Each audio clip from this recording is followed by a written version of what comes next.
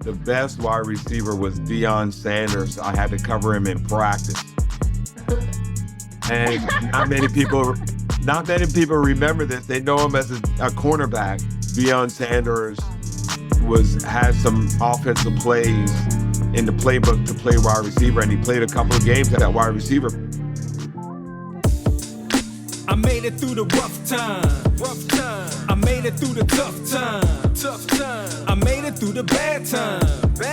So now I gotta get mine.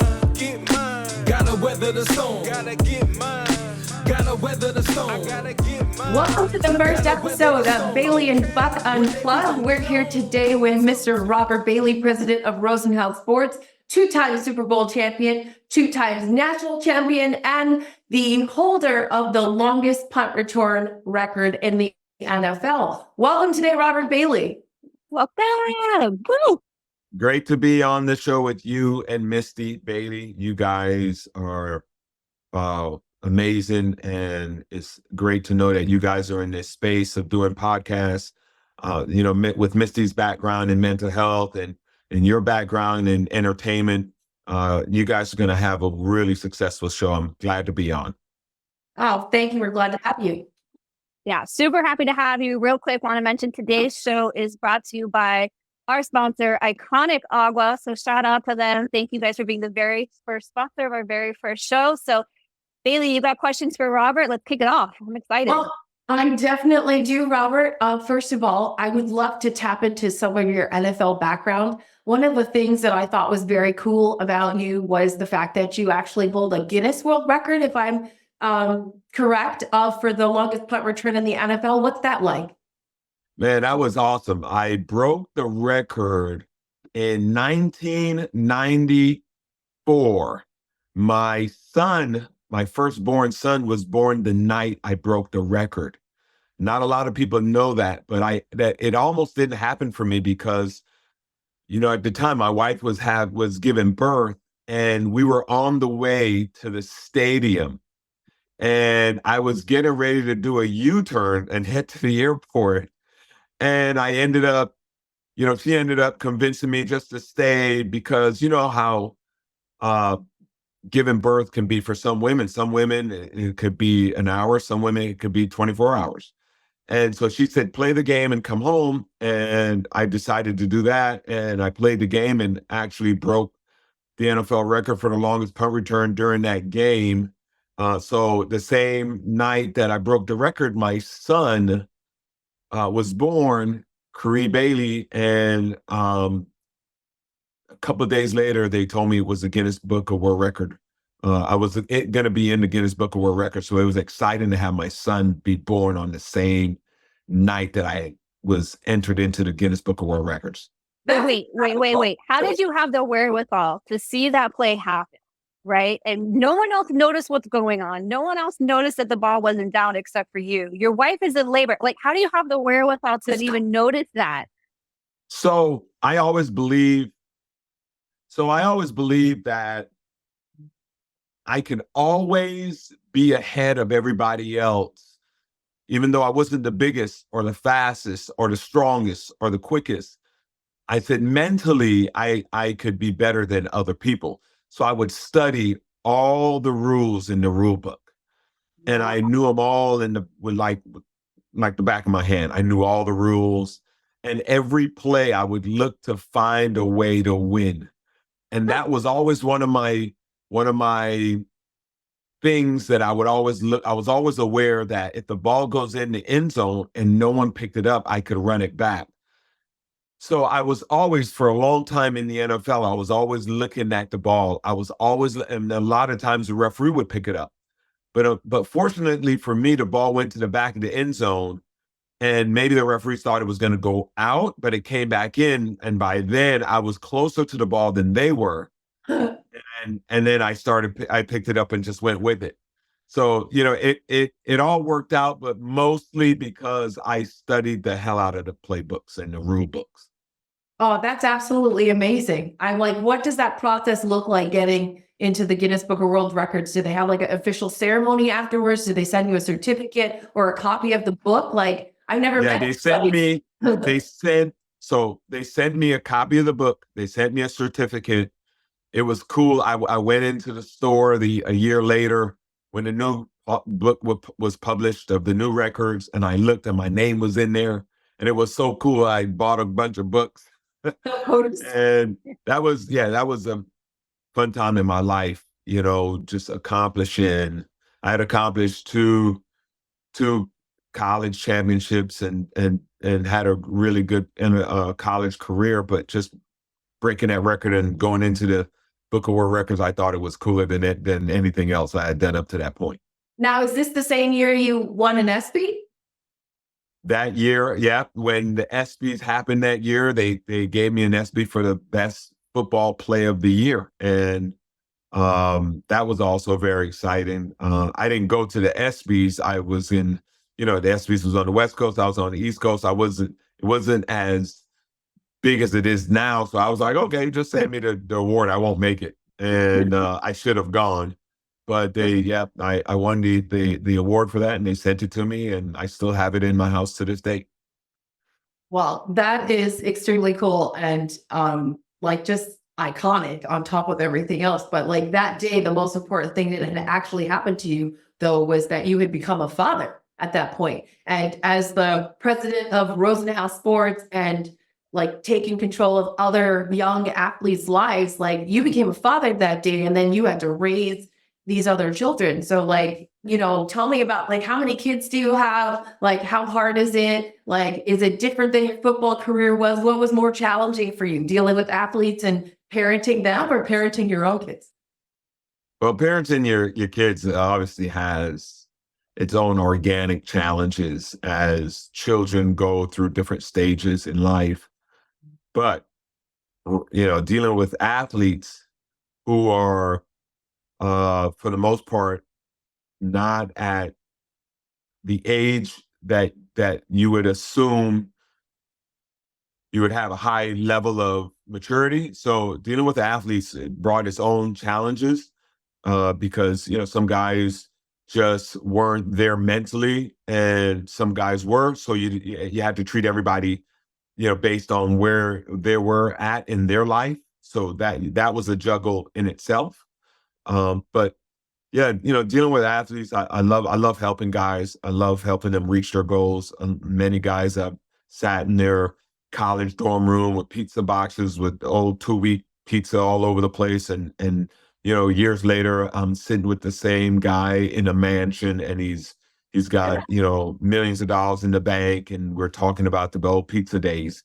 And so, yeah, there's always a goal at the end that we reach, and that's, to me, that's why I do what I do as an agent. Being a father is also extremely rewarding. I love my kids. I have 3 kids, 2 boys and a girl. My son, Carrie, is the oldest. My second child was my daughter, Kennedy, and my third was Killian, who is 16. He's still a challenge today. But, Kennedy, I lost Kennedy to suicide 2 years ago. And that's been a challenge for our family. Speaking of challenges, that's been a major challenge for our family. So, we've been dealing with that. And we have a lot of things that we have planned for the future to help other kids and families that have dealt with mental health and maybe have dealt with suicide in their family. Wow. Well, we're really sorry about your loss. I know that's a very difficult thing for someone to go through, and especially with all the amazing successes that you've had throughout your life, you've also experienced this really sad, Tragic. Tragic low. And so, our heart goes out to you, and we're happy to have you on the show and share a little bit more about Kennedy Kids Foundation and how we can help as well, and what else we can do to help other families that are struggling. I know, Misty, you deal with, you actually wrote a book, about dealing with mental health and kind of like an athlete's guide.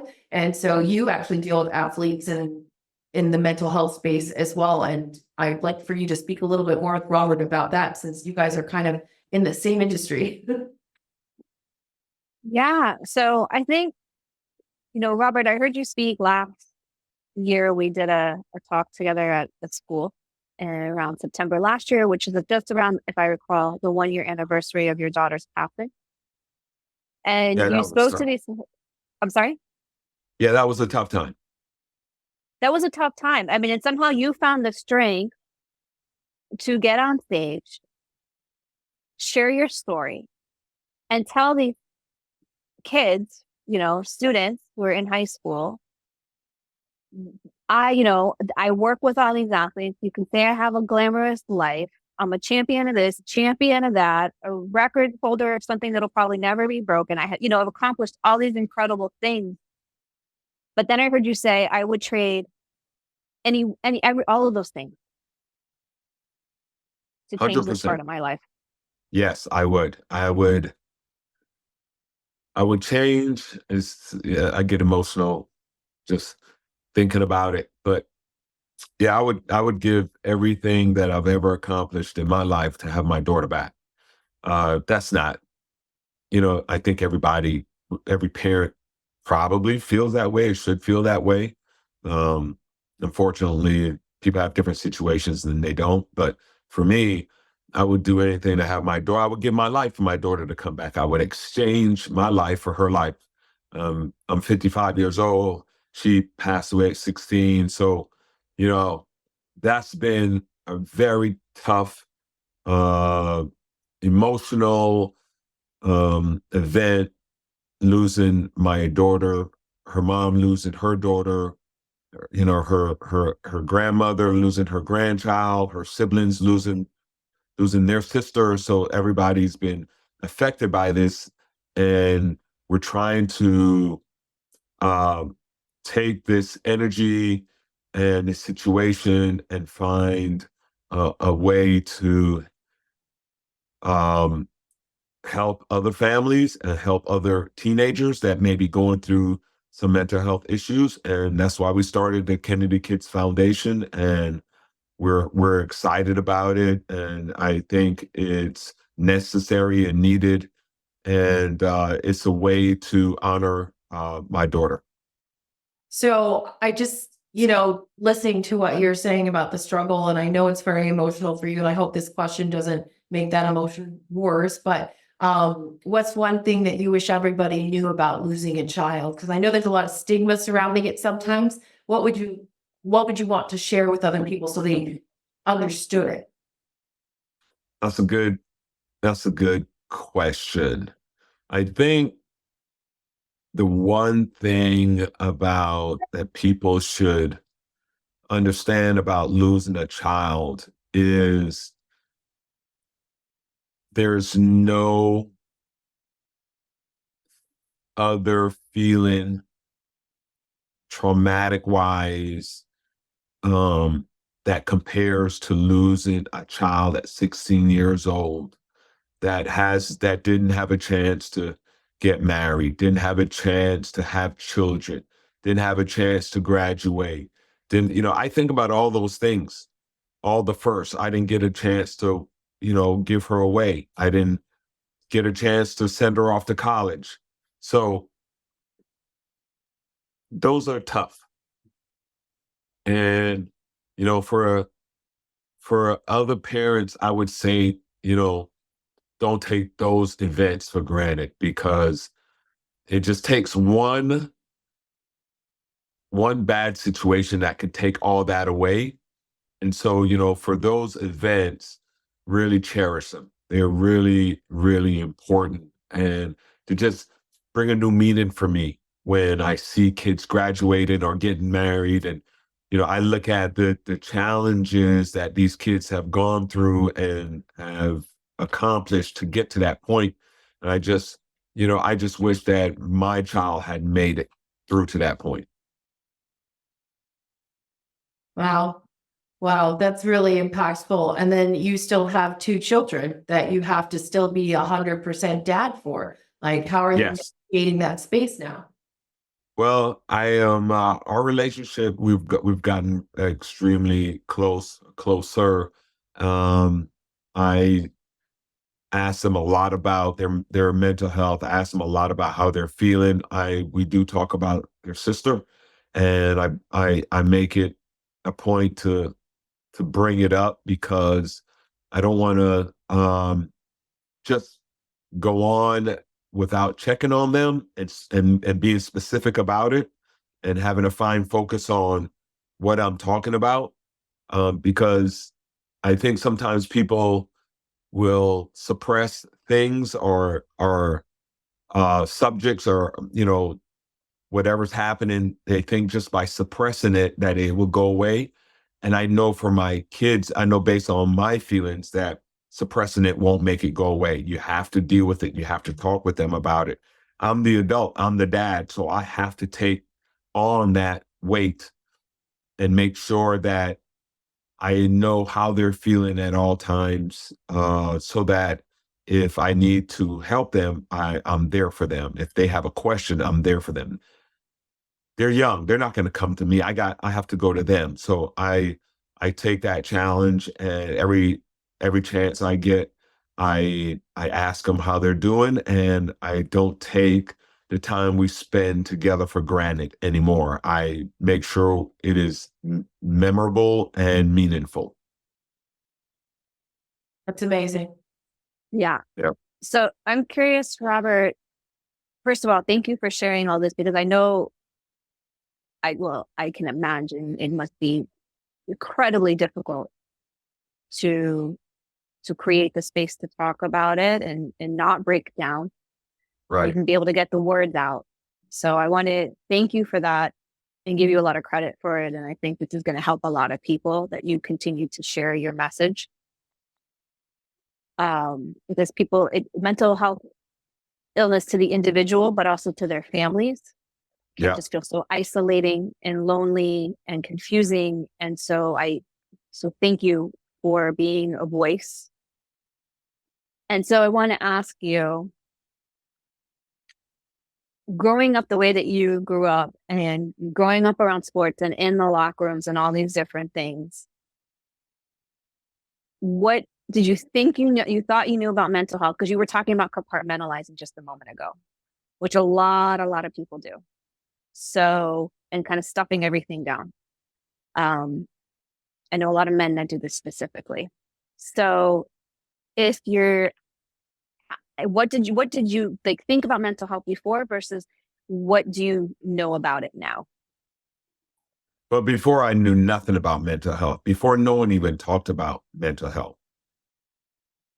And as a football player, as an athlete, you deal with a lot of different stresses. We didn't have social media back when I played football, or also our social media was in the locker room just with each other, talking about what happened the day before, what happened last night, or what happened at the club. That was our social media. And our main stress was right in front of us, right? It was the coaches, it was the NFL team, it was whoever at that time had the power over our career. And, they put a lot of stress on us to do well, because they have a lot of stress on them. And so for me, mental health was very was different than what it is now. To me, mental health was maybe I had a bad day playing football, or maybe my coach yelled at me, but the following day, if I did well, then my mental health was great. I think it's a different meaning today for these kids, because the mental health that they deal with is stresses of life, not stresses of the job, right? It's a different landscape. They're dealing with their friends that they see every single day. They're dealing with the people that look at them and comment on their social media posts and platforms around the world, these people around the world. So their stress level, the cause of their stress level is times 1,000 compared to the causes of our stress level. But now that mental health is no longer taboo, or we're moving away from it being taboo, and people are talking about it. and it's in the workplace, and people are understanding mental health. And there's a lot of platforms that talk about mental health. I think we're heading in the right direction. Foundations like Kennedy Kids Foundation is a part of that process, that healing process, that helping process, the resources that we are going to be providing. We partnered with Seed Miami, which is an organization that helps kids that are homeless or going through tough times, and they help them.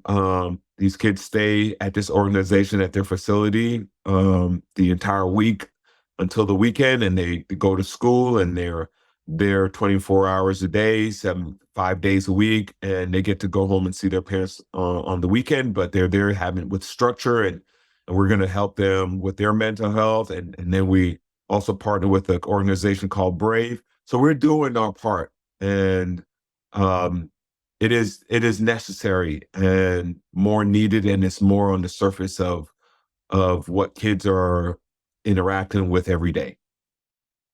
So, quick question. I know that that you actually took one of your sons on part of one of your programs, which is a retreat program for families and their teens that are struggling. What was the impact of that program for you? And I believe it was Killian that you went with, right? Yes, Killian, my youngest son, was having a tough time. At the time, he was 14 years old, and he had just lost his sister. And so I took him to a organization, a program.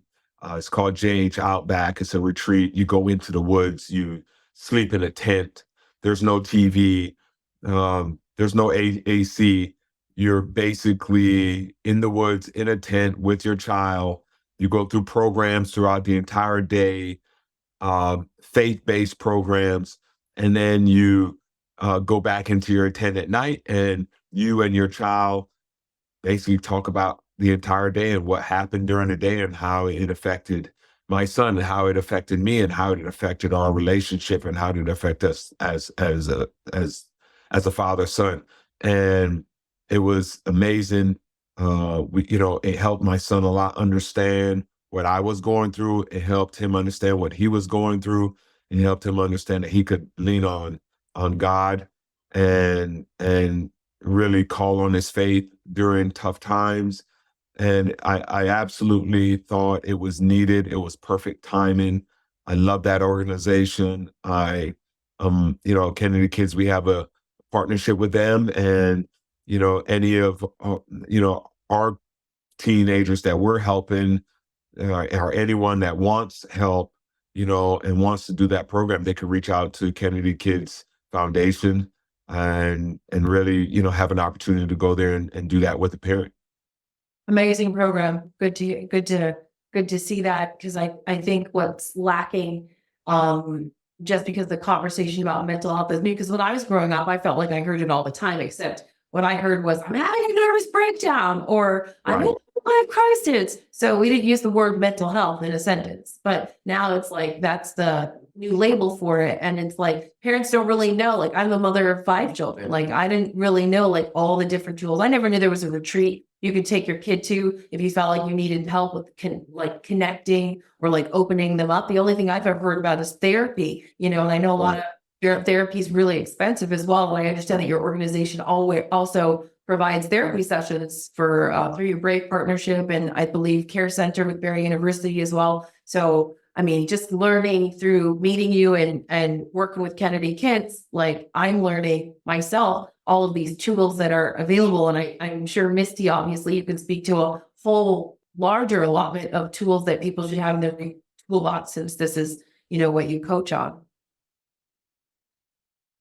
Yeah, I think we should real quick give a shout out to 988. So, I did a talk not too long ago for the Florida High School Athletic Association at a couple different of their leadership seminars. And so I thought, out of curiosity, let me just ask the students here, how many of you know what 988 is?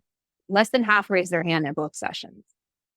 So what 988 is, it is a free confidential support line that you can call in times of crisis to to help you out. And I think confidentiality is a big, important part of that. But it's 24/7. It's another resource that you have. If you feel like it's the middle of the night or whatever it is, you have nowhere to go, and you're at like your wit's end.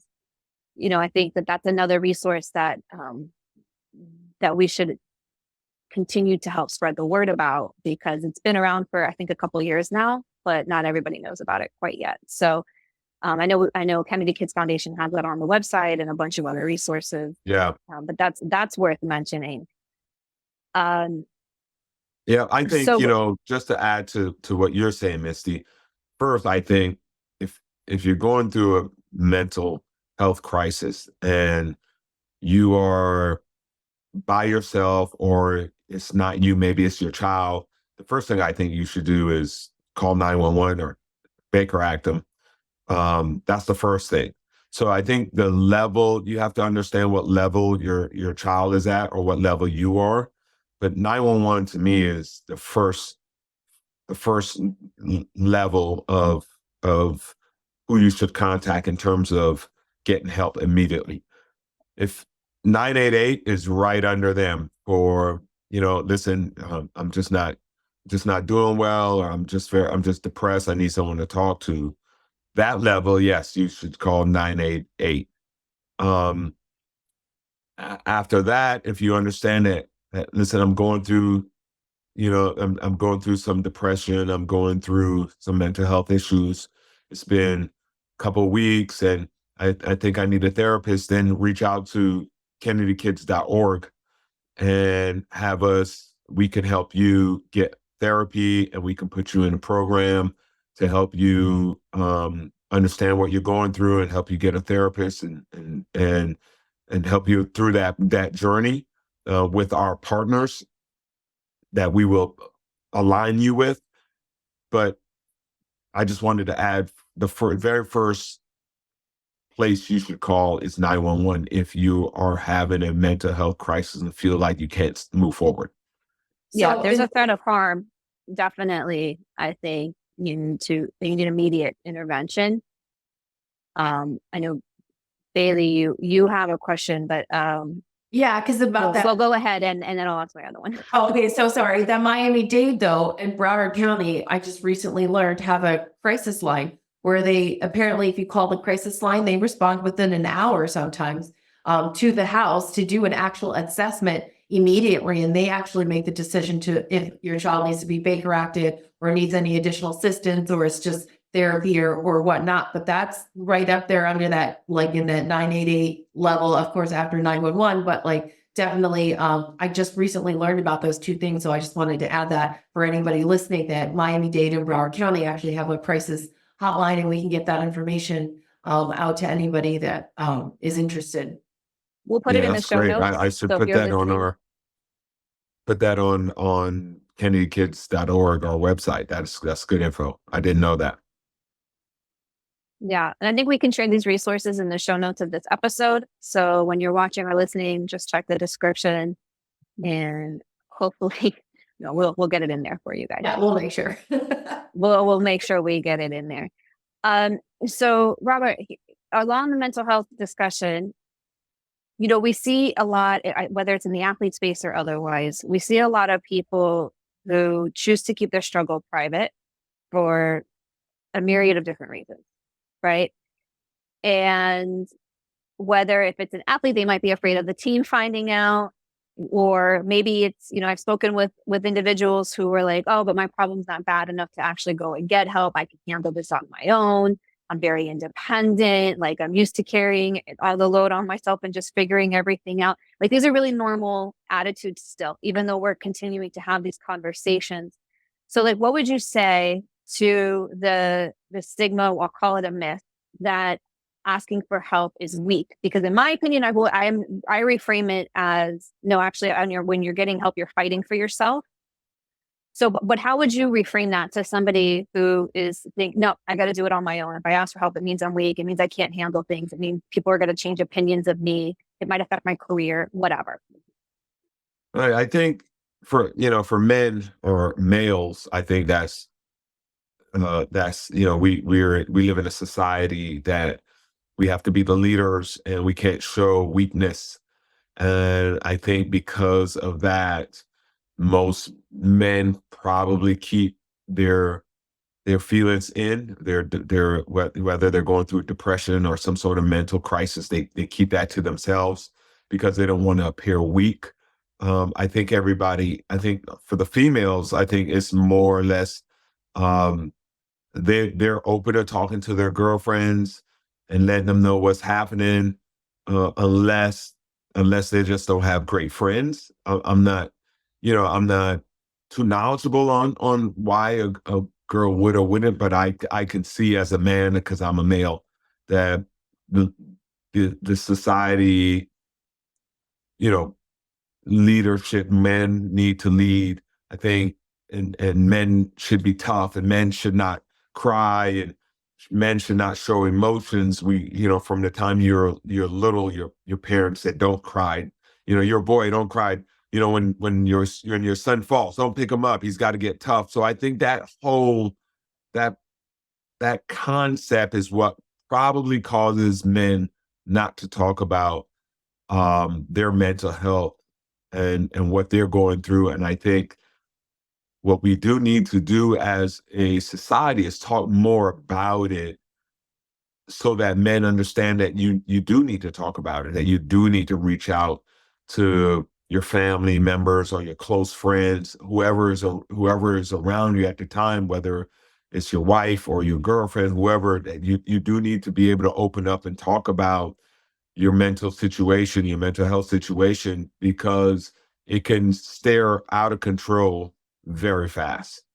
And I've seen that happen with my daughter, right? I've seen her, my daughter and her boyfriend broke up, and 5 days later, my daughter was gone. So I went from seeing her happy to 5 days later, she was gone. How fast was that, right? So I just feel like with consistent awareness, talking about it, having the materials with us when we're doing our events at kennedykids.org, you know, constantly doing events and speaking to people and giving out information. I think that's the way to go, so that maybe the wife or maybe the uncle or maybe the grandmother, sees that dad's not doing well and then addresses it because of something that he heard at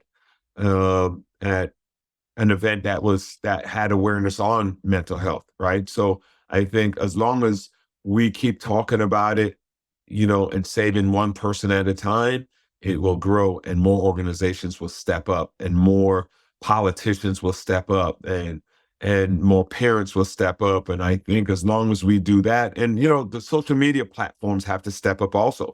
They have to take some, responsibility in this, and start, making people that are going to be on their platforms aware of the mental health issues that can come from being on a platform for too long, and everything that comes with that. So they have a responsibility to that. And I hope government ends up, talking about laws that force them to address that situation. Yeah, I think all of that is spot on. And earlier you were talking about, in terms of that record-breaking play, how you were always on a mission to find a way. I was always looking for a way, right? Always looking for a way to win. And I think that extends beyond our accomplishments, which we're so much more comfortable pushing ourselves to past comfort zones when it comes to accomplishments, but not so much on the inner work, and I say that in part because you mentioned also men just now. And, and I coach a lot of men, and one of them said to me, "Misty, like, I am afraid to tell this I have a really great relationship with my wife, but I'm afraid of telling her this because I don't want to look weak, and I don't want to look like I can't support my family." Right. And so, I mean, there's really like so many things that we build up in our minds. And I think that you're spot on, that if we continue to talk about it, that is one avenue of helping people find a way, because we're making it okay to have vulnerabilities. We're making it okay to be human. Yeah, 100%. That's why we have to keep talking about it. As a society, we have to keep talking about it with our kids and our friends, and keep, for us as an organization, we're going to keep pushing our pamphlets and our cards, and where we are, what our schedule is for the year, and come out and talk about it and address it, and and help kids. And I'm excited about what Kennedy Kids organization is going to do in the near future and moving ahead. Well, I would like to just add that I think we also need to do a lot more listening as parents. I think we need to be better listeners so that we can give the space for our kids to be able to talk. If we're always doing all of the talking at our kids, I think that's the reason why they stay in their shells and they don't share with us and they're sharing with other kids. And the reason why I literally bring that up is because one of the things we haven't discussed, I know your partnership with Seed Miami, you introduced Kennedy's Kids Ambassador Program, which is a teen, because your organization obviously is focused on teens 6 through 12, like in grade 6 through 12, but they're creating a peer-to-peer group so that they can talk to each other. And one of my favorite parts about that group is that each kid is going to be identifiable once they join the group by a wristband that says that they're here to help, so that any other kid in the school that is struggling to find someone to listen to them or talk to, or doesn't want to talk to a teacher or a parent, can find a kid that they like, because that kid's already rocking the wristband saying, hey, I'm a safe space. I'm someone who's here to listen. So I think that, to your point, yes, we've got to keep talking about it, but I think a lot of us need to start listening as well, and listening for the keywords and signs in our friend groups and in our own families and with our own kids, so that we can make sure that we can assist in any way possible to reduce the instances of teen suicide. Yeah, that's great. I mean, our ambassador program is great, and our first kid, his name is Abdul, and to have your peer stand up and say, "Hey, I'll be the leader here. I'll wear the band. If anybody is going through anything, come to me, or if I'm going to take the responsibility to keep a close eye on my friends and the peers around me in school. And if I see someone going through something, I'm going to bring it to, to someone so that that person can get help." To have a kid stand up and want to do that, that's the beginning stages of a leader. That's really the beginning stages of a leader. And what's good about that is, at that age in high school, what you tend to either be the leader or the follower.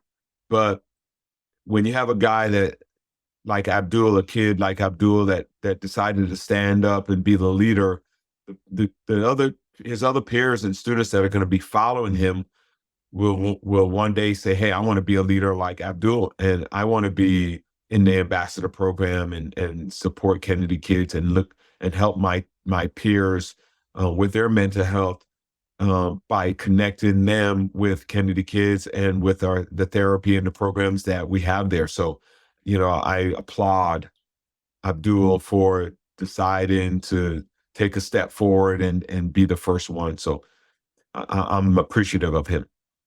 Well, I am looking forward to learning so much more about your organization. Anyone else out there listening and watching, go to www.kennedykids.org.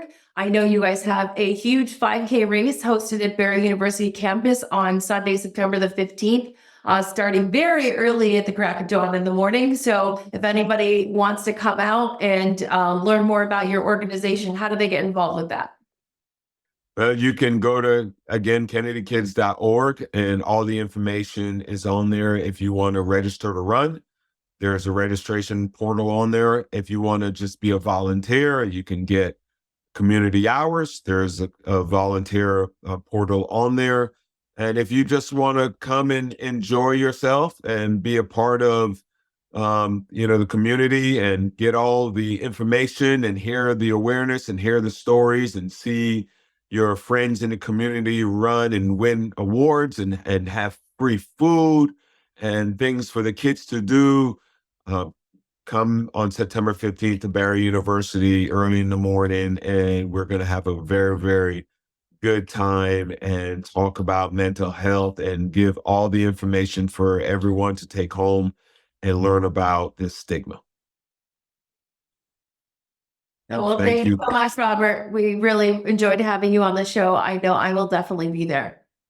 Thank you so much. Thanks for having me, Misty and Bailey. Let me know when you want me to come back on. I'll be back. Yeah, I got some quick questions for you though. Can we wrap up with like some fire questions? Like I'm gonna put you on the hot Yes. seat for a second before we go. Can I do Hot seat that? questions. I love hot seat questions. I'm Hot ready. seat question really quickly. All right. So you played for 11 seasons over the NFL, right? Mostly all during the 90s. And I think it's 2001 when you retired, if I'm correct. Am I Yeah, correct? 11 years. Okay. Fire question. There were so many incredible players during this time. Who was the best wide receiver and the toughest wide receiver to cover? That's funny. You want to hear? So the I do. best wide receiver was Deion Sanders. I had to cover him in practice. And not many people remember this. They know him as a cornerback. Or the But cornerback, Deion Sanders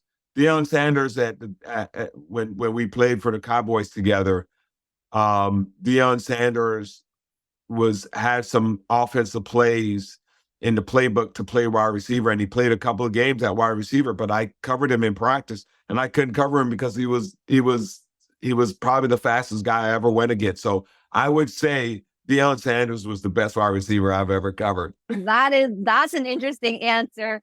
Yes. I would choose Randy Moss, but I didn't play cornerback. Yeah, you also never covered him. Never. No, obviously not. Right? Randy Moss is obviously a Hall of Famer, one of the greatest wide receivers ever. But I would say, I would say Deion Sanders was the best wide receiver I've ever covered because of his quickness and his speed and his athletic ability. That's amazing. Oh, All right, one more. I love them Cowboys. Yeah. Okay, one more, right? Running back during your time.